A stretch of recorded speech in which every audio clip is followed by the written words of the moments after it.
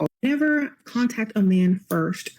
If he gives you his number, you should also have given him yours. That way he has the ability to call you, to text you, or even if you give him an email or whatever, he needs to call and contact you first to show interest. If he doesn't, if he's not really interested in you, he's not thinking about you, he's not wondering what you're doing, he's not hoping and wishing that he could talk to you anytime. Because some guys give you their number as a power play, but also in guys' defense, some guys give you the number because they're sick and tired of texting women that will text them back. So guys, honestly, I do this. I'm gonna be perfectly honest with you, not because they don't text me back, but because I just want the women who want me, right?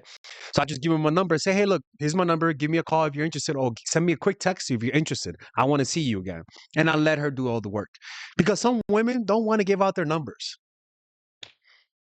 I completely understand that, and they don't know me, so I'd rather just give them my number so that they can contact me. You don't have to fucking send me a big text, send me a wink, and now all of a sudden I'll do the work for you. You just gotta initiate the contact, because if I'm meeting you at a random who knows who, I don't know if you like me. I mean, I don't know if you really want to give me your number. So that's why I do that. Because he's not calling or texting or emailing you. So if you are sitting there doing that and thinking about if you should call him, or if you should email him, or if you should do this, then you're literally putting him above you. Ladies, this is how men feel during no contact. I've spoke with my friends many times about their no contact experiences, and all of the conversations seem to fall into two buckets. The first bucket being, oh, I realized that I didn't like this person that much. I was just infatuated with them, because you go no contact and you kind of forget that they exist. And that's a very clear sign that you were really not that into this person. You were just infatuated with them. Mm-hmm. The second bucket, and I've had this conversation with many of my friends, is realizing during no contact, wow, I miss this person. You check their social media, you check what they're up to. Maybe you block each other and you use a burner account to see what they're up to, but you do really realize, wow, I miss this person. If you don't miss this person and you don't think about them and you realize you were just infatuated with them, if they reach out, it's probably best to not respond. But if you miss this person and you realize that they were somebody that's very important to you, if they reach out to you, or maybe you just break no contact and reach out to them. Honestly, if you're already in no contact, that's a fucking red flag in my book, but you know what I mean? Like, it's a red flag when there's no contact. Like, this is the psychology of no contact on the dumper. By the way, I'm Cole, and I help people through their breakups. A quick follow if you want to stick around. At the beginning, they're not going to care if you contact them or not. They're probably relieved that they made the decision, and they're just going to be thinking about how good they feel. But as time goes on, they're going to be a little confused why they won't hear from you, and begin to wonder what you're doing. Once that curiosity builds to the point where they're not sure if they could get you back if they wanted to, that's the turning point where most people do reach out. By going no contact, you're letting them experience what it's like to actually be broken up with you. And it's that experience that can change their feelings. Things guys think about. It's not a thought, it's an emotional experience. And they don't even know if they like you until it happens. Doing no contact.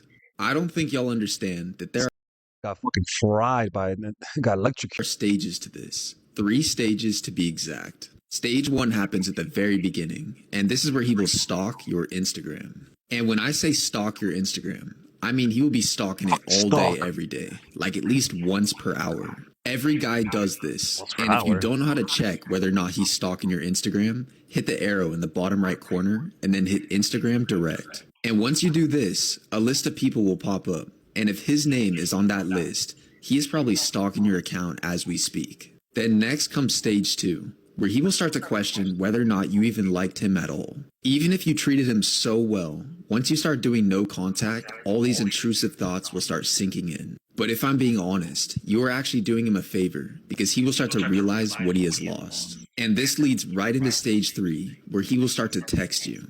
And when I say text you, I mean he will text you, he will spam you, or he will give you the biggest paragraph. At this point, he is desperate, because he has realized in his mind that you are not coming back. So he's trying to do everything he can to win you over. You're playing on a lot of guys. It works because a lot of guys just have a fear of abandonment. It's as simple as that. They have a fear of abandonment. And this strategy kind of like triggers that part of their psychology. Guys eventually feel this in no contact. At this point, you understand that after your ex feels free, they feel curious, at least as long as you stay in no contact. And if you continue to stay in no contact, they eventually feel confused because Mr. Nonchalant thought you would chase. Let's be honest, you probably did chase, but now you're back in no contact for the fourth time. This time in no contact, you've been growing and healing, which is making no contact easier and allowing your ex to now get to the fourth stage, which is to feel loss in the breakup. Now, you need to understand that even if your ex is nonchalant or avoidant, if your relationship was long or had a deep connection, even though they may not show it, they eventually still feel the loss. Because how guys feel in no contact, whether an avoidant guy or an anxious guy, is going to be the same process you feel during no contact as well. Granted, a guy who's anxious will probably go through these stages quicker. I'm talking within 2 to 3 weeks. Where if your ex was avoidant, this same process could take a couple of months. Again, if you've stayed in no contact long enough, the connection was long and had a deep connection, eventually how guys feel in no contact is regret. See, guys who are avoidant, or just people who are avoidant in general, tend to experience something called the phantom ex. And all that means is that when they feel like you are gone for good, they drop their walls and start to really feel the loss of the breakup, which leads your avoidant ex to begin to think you might have been the one, which is what causes that sense of regret. Yeah, it's all about projection. That I haven't had somebody explain it that well yet. That was honestly the best explanation. It's all about projection. If they have traumas, a fear of abandonment, then this strategy works perfectly. But if they don't have any traumas, not perfect childhood, but you know what I mean. No contact will not work on them, especially if they have social support. Right? So you really have to know a person's psychology. And the truth is, if you got a result to this, it's over. Like, honestly, it's over.